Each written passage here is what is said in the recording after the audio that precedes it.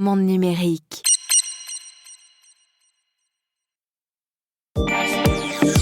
Le débrief transatlantique. Ben voilà, on est rendu à ce moment tant attendu du début de nos podcasts respectifs, en tout cas du mien, ça c'est certain. Et on retrouve avec grand plaisir Jérôme Colombin à Paris. Salut Jérôme! Ah, mais plaisir partagé. Salut Bruno, comment vas-tu? Laisse-moi-en quand même, hein, si on partage. Là. Je te connais, tu vas tout prendre, puis... Pas du tout. Ouais. Donc, grosse semaine de ce côté-ci de l'Atlantique avec les réseaux sociaux, j'allais dire, pas l'hécatombe, faut pas exagérer, là, Ouais. mais le grand départ de X pour arriver où? Sur Blue Sky. Mais qu'est-ce que c'est que ça? T'es en train de me dire qu'il y a un exode de X de ton côté en Amérique du Nord, là? Écoute, je suis tellement content, c'est le mot que je cherchais, exode. Je pensais à Ben-Hur et à Moïse. Mais Ouais, j'avais leur c'est nom ça. qui me venait en tête, mais j'avais pas exode. Et c'est le mot que je cherchais. Ouais, écoute, depuis une semaine, il y a 1 million de personnes, d'humains qui ont quitté X pour aller se réfugier sur Blue Sky, la plateforme qui a été développée par le financement de l'ancien patron de Twitter. Et Jack donc, Dorsey. oui, Jack Dorsey pour pas le nommer. Et donc, c'est pas un nouvel espace, hein, ça fait quand même un moment que c'était là, mais il y a énormément de gens qui le découvrent, certains le redécouvrent. Et ce qui est intéressant, c'est que particulièrement au Québec, là, je lisais les commentaires d'un journaliste qui disait: j'ai l'impression que sur le million de gens qui ont déplacé de réseau, le 2 tiers étaient des Québécois parce qu'ici au Québec, là, C'est c'est un vrai? tsunami. On voit les médias débarquer, les personnalités, les journalistes, les gens qui nous suivaient auparavant sur X. Alors là, tout le monde est en train de se tourner du côté de Blue Sky. C'est une bonne nouvelle. Mais alors, c'est quoi? C'est l'effet, c'est les déçus de l'élection de Trump et Écoute, de l'élection d'Elon Musk? ouais, ben justement, oui. De la nomination d'Elon Musk? Oh non, parlons d'élection. Il est président ou pas encore? Non, il est pas encore président, Elon Musk. C'est une question d'année. Ah, ok, ouais, Ouais. d'accord. Ouais. Non, mais pour Trump, c'est le 20 janvier, mais pour Elon Musk, une question d'année. Ouais. Non, mais c'est ça, c'est tous ceux c'est le désamour avec Elon Musk, quoi. Oui, ben c'est en partie ça, mais c'est de l'autre côté. Et en ce qui nous concerne au Québec, puis même au Canada, c'est surtout le boom médiatique, c'est le bruit médiatique. Tous les journaux en parlent, tous Mhm. les téléjournaux en parlent. Ah ouais. Moi, j'ai passé les derniers 48 heures à commenter à la radio, à la télé, puis dans les papiers. Et puis, alors, il y en a que... Écoute, te donner Ça une fait idée. boule de neige après, ça donne Oui. encore plus envie aux gens d'y aller. Ouais, mais moi, j'avoue que je ris un peu parce que c'est le bruit médiatique qui fait que tout le monde est en train en tout cas au Québec, que tout le monde est en train de se brancher sur ce réseau-là. Et évidemment, tant mieux parce que ça fait un endroit qui est beaucoup plus serein pour tenir conversation. Ouais. Mais quand même, je vois ici des adeptes de la toxicité se faufiler sur le réseau. Exactement. Ouais, mais tu as raison. Bah alors déjà, je vais te dire un truc, il faudrait vous calmer un peu Quoi? les Canadiens là, parce que là, tu vois, au moment où on se parle, j'essaye de me connecter à Ouais. Blue Sky, j'y arrive pas. Ah non, Donc non, si je te dis, le Québec est en train de se déverser. vous êtes en train de saturer les serveurs. Ouais. Alors vous et peut-être d'autres, hein, puisque on est à combien du coup? Ils sont à combien Écoute, pendant d'utilisateurs qu'on là? est en train de se parler, je vois le compteur monter. J'ai l'impression qu'avant qu'on se quitte, on va avoir passé le 16 millions d'utilisateurs. Là, on est à 15 000, on est à 15 956. À l'heure où on enregistre, et Ouais. donc ça va augmenter de jour en jour. Oui, c'est Effectivement. ça. Bah, Mais, Blue Sky, ouais. t'as donné des chiffres concrets, là. Au début de la semaine, j'avais peut-être 1500 abonnés Mhm. sur Blue Sky. Et là, avant qu'on se quitte, je vais passer le cap du 5000. Ah ouais, mais t'es pas un rigolo toi sur Blue Sky. Ben non, mais j'ai rien fait, moi. Bah quand même. Ah oui. Ouais. Alors moi j'ai plein d'amis, plein de followers. D'ailleurs, j'en profite pour les saluer parce que Ben oui. c'est parce qu'on en parle que j'ai lancé l'appli et je m'aperçois que j'ai plein de notifications, des trucs que j'ai un peu zappé. Donc bonjour à vous auditeurs Blue Skyens. Ouais, moi je suis beaucoup plus modeste que toi. Je suis à 1200 abonnés, mais je suis particulièrement inactif. Ah ben t'as faut monté dire, de sur cette 100 parce que plateforme. je suis passé par curiosité, sachant qu'on allait se parler. Ah, tu Et vas relever t'étais- mes compteurs, mais c'est pas Ben possible oui. ça. Ben non, il faut que je te suive, là, parce que sinon, tu regardes pas ça, toi. Bon, écoute, c'est bien, mais moi, je veux bien. Hein. Ok, allons tous Ah, sur Blue Sky, mais est-ce que vraiment le ciel est vraiment plus attends. bleu et l'herbe plus verte que sur X? Non, je te vois arriver, là. Tu vas vouloir réglementer. Reste tranquille, Je me laisse les demande gens si s'installer. je me demande si un petit règlement européen ne ferait pas du bien à tout le monde. Ouais, juste pour, comme dirait Shakespeare, pisser Comme sur notre ça. parade. Oui, si tu veux. Mais comme ça, pour fixer le cadre, vite fait. Non, ce que je veux dire, c'est que est-ce que vraiment c'est mieux? Est-ce que on peut penser que ça va rester mieux? Parce que moi, j'ai trouvé des trucs, enfin, qui étaient pas franchement jolis, hein, sur Blue Ouais, Sky. J'ai vu qu'il y ouais. avait autant parfois de gens désagréables, de trolls, etc. Voilà. Hein. Ouais, mais ai-je besoin de te rappeler que les algorithmes, c'est aussi sur Blue Sky. Tu Et as raison. donc, si tu cherches j'allais dire le trouble, comme Mmh. on dit chez nous, tu vas le trouver et il va venir souvent. Mais non, ben, le volume fait que l'offre est plus intéressante. Le fait qu'il y a beaucoup de médias qui maintenant sont arrivés là-dessus. Ben, évidemment, presque toute la presse canadienne, québécoise est présente maintenant. Mmh. Les Américains sont là, New York Times, Washington Post, ce qui n'était pas le cas auparavant, hein. Mais là, ils sont en train d'arriver. Ça commence à rendre le contenu pertinent, intéressant. Et Bien puis, sûr. gars, on va pas jouer au jovialiste.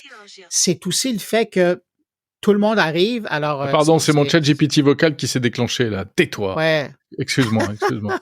Mais donc, je disais, on va pas jouer au jovialiste. Et c'est certain qu'avec le temps, il y aura plus d'usagers et il y aura des gens qui ont des mauvaises intentions qui vont arriver à se faufiler Mmh. et venir polluer l'atmosphère.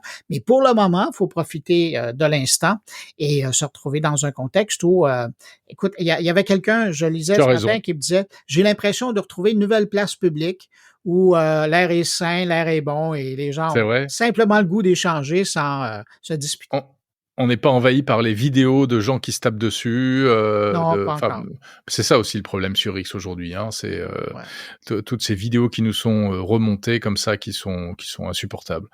Bon, bah écoute, très bien, profitons-en. Mais enfin, il y a encore du chemin à faire, hein, parce que bon, 16 millions, ok, ils passent la barre des 16 millions, c'est bien, mais bah tu vois, il y a Threads, eux, c'est 15 millions de plus au mois de novembre. Ils sont à 175 millions d'utilisateurs, le réseau de Meta.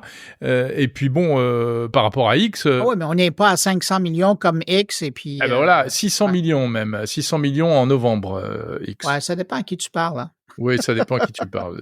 C'est la Ouais, source, c'est la source ChatGPT. ah ouais, c'est ça. Ben, moi, je Non, cherche c'est plus pas vrai. avec 500 millions, là. Et C'est mais mon nouveau moteur de recherche qui m'a dit ça. bon, ben, parle-moi de ça, s'il te plaît, parce que je t'ai entendu vendredi, tu as publié un billet là-dessus avec toutes ces découvertes, toute cette recherche que tu as fait. Ça fait des mois que tu travailles là-dessus, et finalement, tu as décidé de partager cette information-là. Non, Est-ce non, que ça fait pas des t'as- mois. Non, Ça non, fait non, ça fait. Tu sais qu'avec 4 semaines, on fait un mois, hein? oui, bien sûr, mais Bon, voilà. je te trouve Donc, très blagueur, Bruno, dans ce podcast. Il faut retrouver ton sérieux, mon ami. ah ben écoute, raccroche et rebranche-toi. Non, mais sérieusement, donc tu en as parlé vendredi et moi je Ouais. voulais savoir qu'est-ce qu'il y en est? Parce que moi je l'ai entendu, mais c'est pas tout le monde qui a entendu. Alors, t'aimes ou t'aimes pas comme moteur de recherche? Alors, il y a du bon et du moins bon, hein. Désolé, c'est une réponse Ah, de c'est bien normand, résumé, comme ça. on Ouais, dit. Non, mais ouais. voilà. Effectivement, parce que j'ai installé dans Chrome la nouvelle extension qui permet de configurer SearchGPT comme moteur de recherche par défaut. Ouais. Donc, chaque fois que tu te fais une requête, avant de basculer sur Google, ben là, c'est ChatGPT qui te répond. Et franchement, il y a des trucs géniaux. C'est une toute nouvelle manière d'appréhender la recherche en ligne. C'est-à-dire que on n'est plus sur cette logique de liens comme ça, sur lesquels il faut aller faire son marché, mais on a quelqu'un qui nous raconte une histoire en fait.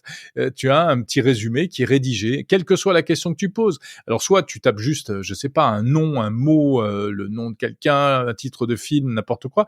Soit tu fais, bah finalement, ce que font beaucoup de gens depuis longtemps sur Google, ils font des phrases Ouais, poser du une genre, question. Ouais. voilà, ils posent une question, comment devenir riche ou je sais pas quoi, ou qui est la femme de machin que je viens de voir à la télé, ou des trucs comme ça. Et là, ChatGPT finalement est parfaitement adapté à ça. Il répond avec en français compréhensible, donc c'est facile à lire, agréable à lire, ça c'est vraiment pas mal. Après, il y a plein de défauts, des petits défauts cosmétiques. D'abord, c'est beaucoup plus lent parce que les temps de réponse sont pas du tout les mêmes que sur Google, évidemment. Mais là, on parle de secondes, là. On parle pas de minutes. Oui, tout à fait. Ouais. Puis Google, le temps de réaction, c'est un truc, ça a toujours été au cœur de leurs préoccupations depuis le premier jour, rappelle-toi. T'avais pas fini ta phrase qui te servait déjà ta réponse. Voilà, et c'est pour ça d'ailleurs qu'ils ont fait cette interface hyper dépouillée pour qu'elle ne mette pas de temps à se charger, etc. Mais surtout, si tu veux, le gros problème, et c'est ce que j'explique dans cette chronique, dans cet épisode de vendredi que tu cites, c'est que, ChatGPT n'est pas fiable. Il n'est pas fiable. C'est quand même ça le cœur de l'histoire. C'est le cœur du problème. Et c'est aussi pour ça que Google s'est pris les pieds dans le tapis avec Gemini. Parce que Google essaye aussi un peu de faire ça. Ils ont les réponses aux questions, ils ont de plus en plus des petits résumés en début de trucs, etc. Mais on sait que il n'y a que environ il y a 50% de taux d'erreur, quoi. C'est-à-dire qu'il y a une réponse sur deux dans lesquelles il y a des anomalies. C'est soit des vraies inventions, des hallucinations, soit des petites choses. Il va simplement aller chercher une mauvaise info sur un site pas fiable et il va la glisser au milieu d'autres informations. Donc ça, c'est le problème majeur et je ne sais pas comment ils vont se dépatouiller de ça. Mais c'est super intéressant de se poser la question. Et la question, c'est donc celle qu'on se pose depuis pas mal de temps. Est-ce que SearchGPT, est-ce que OpenAI peut faire de l'ombre à Google ? Moi, j'aurais tendance à dire que pour l'instant, c'est pas gagné, mais le bénéfice en termes de réponse pour l'utilisateur est tellement évident qu'ils ont quand même du souci à se faire. En plus, il y a encore une chose qui est intéressante. Il y a une étude qui est citée par mon camarade Benoît Raphaël dans sa newsletter Génération IA. Je le dis parce que j'en parle aussi dans l'épisode, et qui dit que même si SearchGPT donne des sources, parce qu'il les donne, tu peux cliquer c'est sourcé. Voilà, c'est sourcé, mais les gens ne vont pas voir. On ne va pas voir. Oui, mais c'est normal. Et moi, le premier, parce que t'as pas envie d'aller voir, parce que la réponse est tellement agréable, tellement fluide. T'as tout ce que tu veux. Tu dis, ouais, c'est sûrement vrai. Allez, je passe à autre chose. Tu vois ce que je veux dire? Ouais. Si t'es pas sur un vrai travail d'information et que t'as besoin de vérifier chaque point, tu avales rapidement ce qu'il te dit et tu t'en contentes. Bref, les gens vont se faire mener en barque. Et voilà, c'est un peu le problème. Mais c'est un sujet super intéressant, super important, je trouve. Mais tu vois, sachant que Google est en train de préparer avec son Gemini une version googlienne de ce type d'approche-là, c'est-à-dire de ne pas donner des hyperliens, mais de nous résumer, de nous raconter une histoire. J'aime bien ta façon de présenter ça. Est-ce qu'on pourra plus se fier à cette version-là de recherche de Google? Je pense pas. Non, pas plus? Alors, on se fie quand même aux hyperliens qu'ils nous donnent. Les hyperliens, oui, mais parce que derrière les hyperliens, tu as des sites. Si c'est un site de médias, tu lui fais confiance. Si c'est un blog d'un complotiste canadien... Ça n'existe pas ici. Je sais qu'il y en a. Si, il y en a. Moi, j'en vois pas. Excuse-moi. Non. Eh bien, tu fais moins confiance. Donc, mais je pense que c'est un problème inhérent au LLM qui fait que... qui sera, il me semble-t-il, d'après ce que j'ai lu et compris, qui sera très difficile à résoudre. Juste un point quand même, il y a encore, ça c'est donc le côté négatif, mais le côté positif qui est super agréable, c'est par exemple pour l'actualité. Tu demandes à ChatGPT le matin quelle est l'actualité du jour et il te fait un journal sur mesure. Il te dit il y a ça dans l'actualité internationale, dans la politique, et tac. C'est génial. C'est pas bon pour les médias traditionnels, mais tu sais, Bruno, c'est cette espèce de journal sur mesure qu'on nous promet depuis l'avènement d'Internet, en fait. Sauf que, il est bourré de conneries. Non, pas de conneries, pardon. Souvent aussi, il a des informations qui sont pas fraîches. Il a du mal à savoir ce qui a vraiment 24 heures. En fait, c'est pas un très bon journaliste, ChatGPT. C'est ça le problème. Ça, c'est une bonne nouvelle pour les journalistes. Ouais, pour l'instant, oui. Pour l'instant. Mais tu vois, ça me fait penser à l'expérience que j'avais fait. Vas-y. Après, je te livrerai une petite réflexion aussi. Ça me fait penser à l'expérience que j'avais fait avec Copilot à un moment donné quand ça avait sorti. Et j'avais fait donne-moi les nouvelles en technologie, donne-moi les nouvelles du jour. Il avait été chercher des histoires qui s'étaient passées dans les derniers mois. Oui, voilà, c'est ça. Et là, je parlais des informations du jour. Et je lui ai reposé la question. Je disais, es-tu certain que c'est aujourd'hui? Il me dit, oui, c'est l'information du jour. Alors que c'était bien daté. On cliquait puis on voyait les dates qui étaient là. C'est la surconfiance des LLM. Ils sont persuadés qu'ils ont raison et ils ne savent pas dire qu'ils ont tort. Ils sont en mode d'affirmation. Ça, c'est un biais, ça. C'est presque un biais humain, tu vois. Ouais. C'est Ouais. fou, hein. Mais non, mais c'est incroyable ces questions que ça pose. Moi, je me disais ce matin, malgré tout, je suis sûr qu'on va évidemment les utiliser de plus en plus, mais du coup, on risque, nous, même dans notre travail, d'être de plus en plus des vérificateurs, en fait, des vérificateurs d'IA à tout point de vue. Et puis, il y a autre chose, on dit que oui, en fait, les gens aiment bien quand même continuer à s'adresser à des gens et c'est ce qui fait que les humains disparaîtront pas et que les IA ne vont pas tout remplacer. Ouais, mais tu vois, si c'est pour que nous, les humains, on devienne un peu comme, tu sais, les animaux de soutien psychologique dans les avions, tu as le droit d'emporter ton chien pour le caresser parce que ça te déstresse. Ben nous, on sera ça demain. On Ou sera des fact-checkers. voilà, Ouais. on sera des fact-checkers et on sera des animaux de soutien psychologique pour les autres humains. Ça les rassurera de parler à des humains, mais on leur apportera aucune plus-value tangible et concrète. Tu es un poète de la tech. C'est beau. C'est un peu cynique, hein, c'est un peu terrible. Ah ce que non, je non, raconte. non, mais il y a quand même une pointe de vérité, hein, sinon tu le dirais pas. Bruno, de quoi parles-tu cette semaine dans ton carnet? Cette semaine, je m'entretiens avec l'auteur d'un nouveau bouquin qui s'intéresse à la rébellion des Québécois et des Canadiens face aux géants du GAFAM. Oh là là! Oui, c'est Alain Soulier. C'est vraiment intéressant. C'est un monsieur qui est vraiment... je pense que c'est une obsession qu'il a envers le sujet, mais c'est sain parce que ça nous pousse à réfléchir à l'ingérence et l'intrusion des GAFAM dans nos vies. Il y a ça. Sinon, je parle avec Kim Berthiaume, qui est une dame qui est dans l'industrie du jeu vidéo ici au Québec depuis longtemps. Et là, ils viennent de sortir un jeu, je dirais, qui est la vision autochtone de la conquête française du Bas-Canada. Et ça s'appelle Two Falls, ça vient de sortir sur Steam, et c'est vraiment intéressant. Ah, c'est historique. Oui, ils ont fait toute une démarche appuyée par le Conseil des aînés de 2 grandes communautés autochtones ici. Puis tu peux choisir si tu veux vivre l'histoire sous les traits d'une jeune Française qui arrive en Nouvelle-France ou si tu te mets dans la peau d'un autochtone qui est là, qui lui connaît la forêt, le territoire. Ah, c'est vraiment intéressant. Sinon, on parle, il y a un gros joueur du prolongement de la vie des ordinateurs ici qui s'appelle Incertec. C'est une USBL, donc un organisme sans but non lucratif, et qui reprend des vieux ordinateurs qui sont toujours très bien qui sont en bonne santé, mais les rafistole un peu et les revend beaucoup moins cher. Et là, ils font un gros événement, une grande vente, et puis on parle justement avec leur parrain d'Incertec pour parler de l'organisme et puis ce qu'ils font dans la réparabilité des ordinateurs. Exactement. Surtout la mise à jour, ou le refreshment, comme diraient les Français. Oui, bien sûr. Oui, nous, on dit ça très souvent, le refreshment. Oui, absolument.